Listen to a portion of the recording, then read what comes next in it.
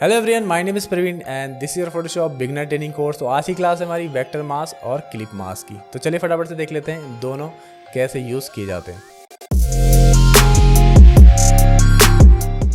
तो vector mask वैसे ही है जैसे हमारी प्रीवियस क्लास थी लेयर मास्क की, सिमिलर ही वैसे ही काम करेगा, बट यहाँ पर वेक्टर है। तो वेक्टर क्या होता है आपको ऑलरेडी मैं बता चुका हूँ। वेक्टर शेप जो बनाई जाती है जैसे पेन टूल से या वेक्टर शेप टूल से, तो वो होता है वेक्टर। और उसके अंदर आपने एक ऑप्शन देखा होगा वेक्टर मास्क, ठीक है। तो वहाँ पर मैंने आपको बताया था कि आपको आगे डिस्कस करेंगे, बट जहाँ पर बात आती है मास्क की, तो मास्क वैसे ही होता है जैसा आपका लेयर मास्क है। यानी किसी भी इमेज के ऊपर अगर हम कोई मास्क लगाते हैं तो हम उस इमेज का उस एरिया को हाइड कर सकते हैं और दोबारा से अगर हम चाहें तो वापस भी ला सकते हैं। तो प्रैक्टिकल देखेंगे अभी कि कैसे इसका यूज़ भी किया जाता है। सिमिलर वैसी अगर आपने लेयर मास्क वाली क्लास देखी तो आपको आसानी से ये जो है समझ में आ जाएगी। क्लिपिंग मास्क क्या है वो ऑलरेडी मैं आपको कई बार बता चुका हूँ, बट छोटा सा टूल है, छोटी सी टेक्निक है, वो आपको मैं लास्ट में इस वीडियो में बता दूंगा, ठीक है। तो बात करते हैं वेक्टर मास्क की। तो आपने देखा था हमारी पेन टूल या वेक्टर शेप वाली क्लास में, तो जब हम सपोज करो पेन टूल से अगर कोई पाथ ड्रॉ करें इस तरह से, तो हमारे पास कुछ ऑप्शन होते हैं सिलेक्शन के, मास्क और शेप। यानी हमने सिलेक्शन देख ली थी कैसे की जाती है और शेप हमें पता है क्या होता है।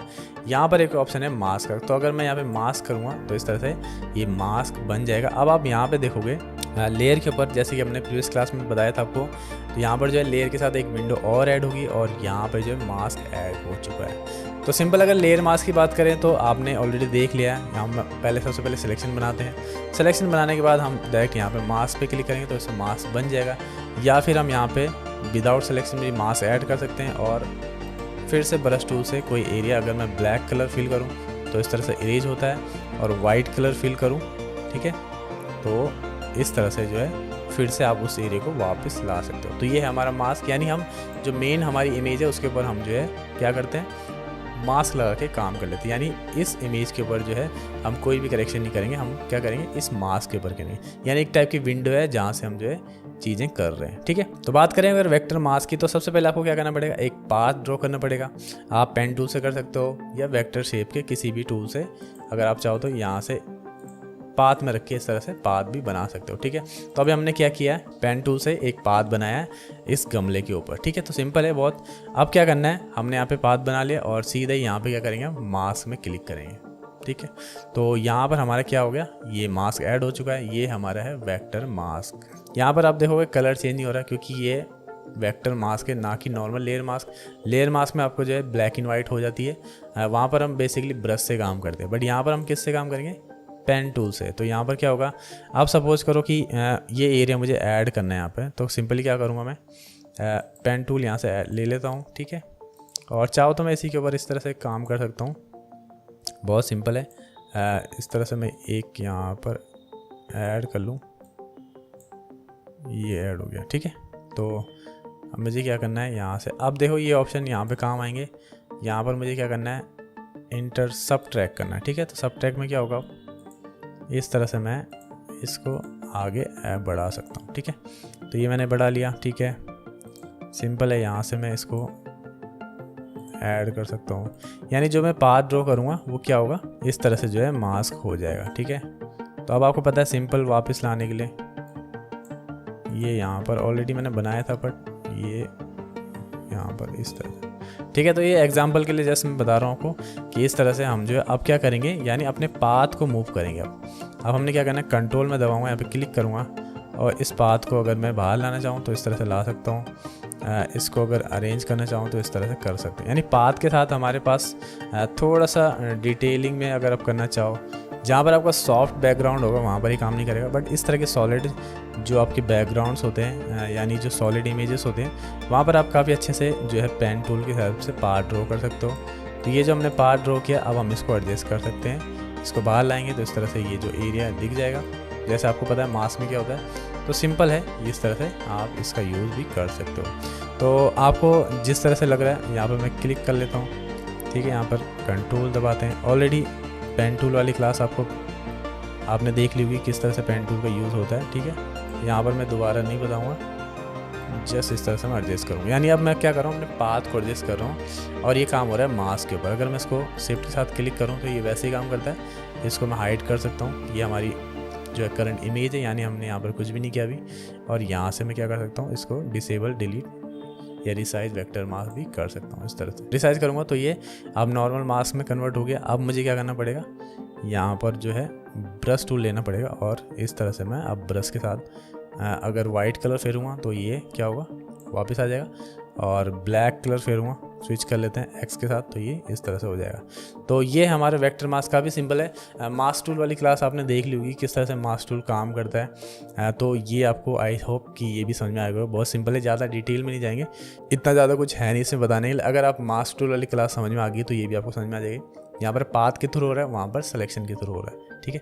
मास्क क्या करता है, एक टाइप की विंडो है जहाँ पर हम क्या करते हैं, अपनी ओरिजिनल इमेज के ऊपर काम नहीं करते हैं, अपने क्या करते हैं उस विंडो के ऊपर काम करते हैं।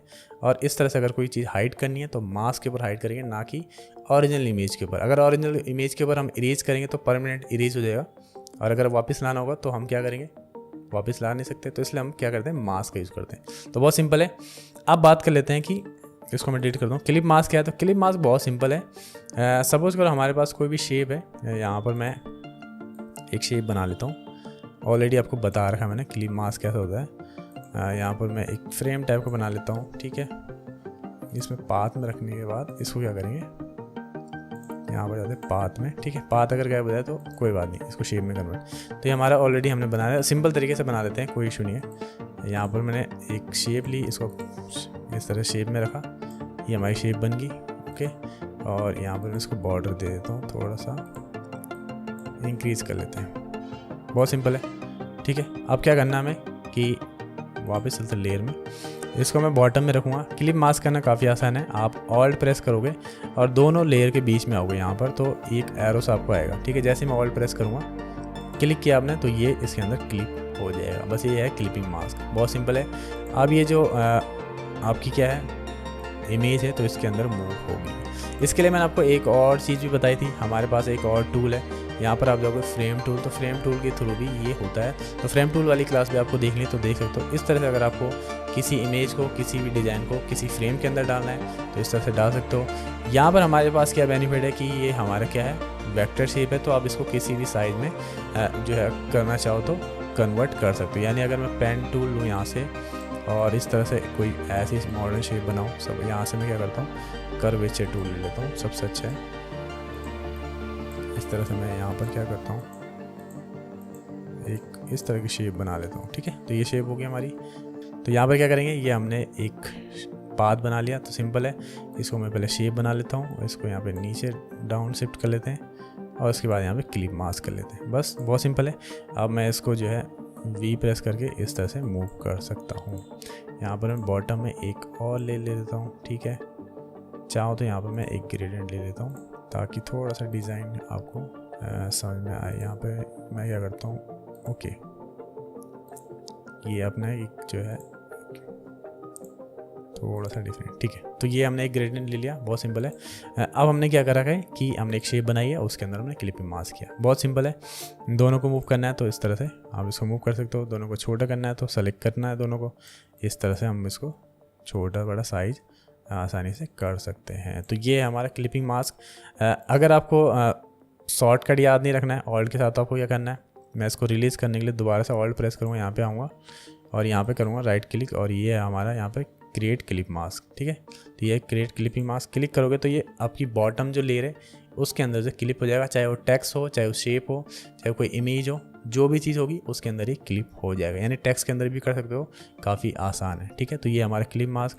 अब मैं इसको थोड़ा सा डिज़ाइन दे देता हूँ, क्लास को एंड करते हैं, ज़्यादा लंबी क्लास हो जाएगी, ऑलरेडी मैं आपको कई बार बता चुका हूँ, ठीक है। तो ये है हमारा क्लिपिंग मास्क, ठीक है। तो बस ये थी आज की हमारी क्लास। आई होप आपको आज की क्लास भी समझ में आई होगी, क्लिपिंग मास्क क्या है और वेक्टर मास्क क्या है। तो बहुत सिंपल से आज के दोनों टूल थे। वेक्टर मास्क आपको ऑलरेडी आइडिया आ चुका होगा हमारी प्रीवियस क्लास से, जहाँ पर हमने डिस्कस किया था लेयर मास्क। तो लगभग वैसे ही वहाँ पर सिलेक्शन के थ्रू होता है।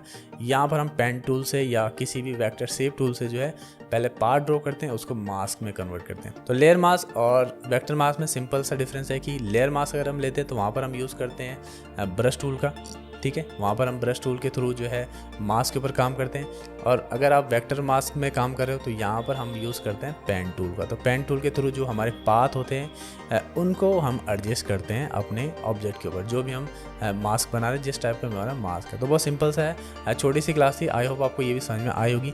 तो नेक्स्ट जो हमारी क्लास है वह है वेक्टर स्मार्ट ऑब्जेक्ट। काफ़ी छोटी सी और सिंपल सी क्लास है। तो अभी के लिए आप क्या कीजिए, प्रैक्टिस कीजिए। मैं मिलता हूँ आपको नेक्स्ट क्लास में।